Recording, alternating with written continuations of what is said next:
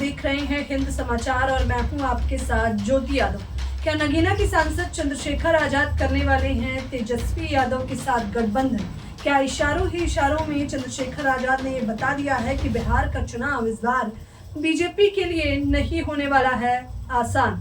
जी हाँ, बिल्कुल सही सुन रहे हैं। सबसे पहले आपको खबर बताना चाहेंगे, जिस प्रकार से बिहार के चुनावों का आगाज हो चुका है। मैं इसलिए भी कह रही हूँ क्योंकि तमाम पार्टियां जो है मुसलमानों का वोट बैंक पाने के लिए अलग अलग पैतरे अपना रही हैं। बीजेपी की खास तौर पर बात करूं तो आपको पता ही होगा, बीजेपी जो आए दिन मुसलमानों पर हमलावर रहती है, आए दिन उल जलूल बयान देती है, तो वहीं दूसरी तरफ बीजेपी ने भी एक नई रणनीति अपना ली है 32 लाख मुसलमानों को एकत्रित करने के लिए।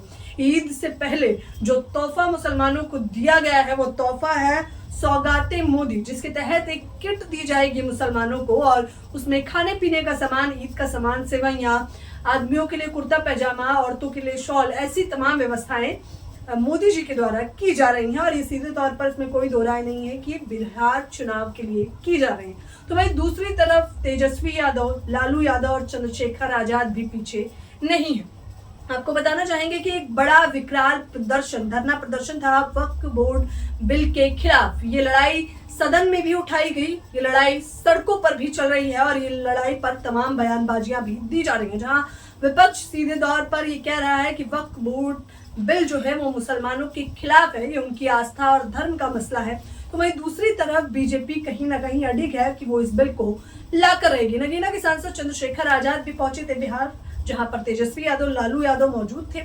चंद्रशेखर आजाद सबसे पहले कहते हैं कि बिहार में जिस प्रकार से मुसलमानों का हक छीना जा रहा है, एक किट देकर आप पूरे मुस्लिम कौम को नहीं एकजुट कर सकते। अगर कुछ करना ही है तो शिक्षा, स्वास्थ्य, रोजगार पर काम करिए। और सिर्फ यही नहीं, चंद्रशेखर आजाद एक बहुत बड़ा बयान देते हैं। चंद्रशेखर आजाद कहते हैं कि जंगल राज का अंत सुनिश्चित।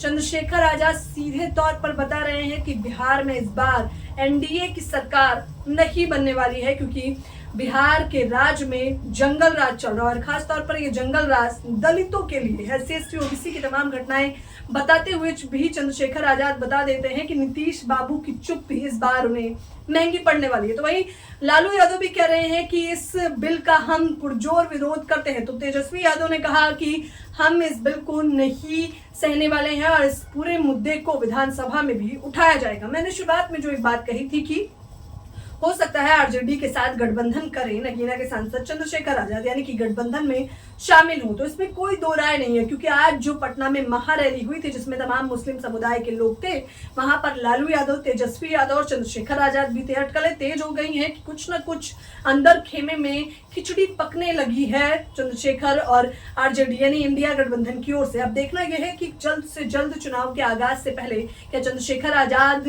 गठबंधन का ऐलान करते हैं या नहीं। क्या चंद्रशेखर आजाद को गठबंधन करना चाहिए इंडिया गठबंधन के साथ या नहीं, बिहार चुनाव में खास तौर पर। क्योंकि बिहार चुनाव में चंद्रशेखर आजाद ने कहा कि हमारे कार्यकर्ता, हमारे नेता जगह जगह पर अपना काम ठीक ढंग से कर रहे हैं और इस बार का चुनाव पहले चुनाव से एकदम अलग होने वाला है। किंग मेकर की भूमिका निभाने वाली है आजाद समाज पार्टी। ये ऐलान किसी और का नहीं बल्कि चंद्रशेखर आजाद का था। तो बिहार में इस बार क्या कुछ होने वाला है दोस्तों, और सीधे तौर पर आप मुझे बताइए कि क्या चंद्रशेखर आजाद को इंडिया गठबंधन में शामिल होना चाहिए या नहीं। धन्यवाद।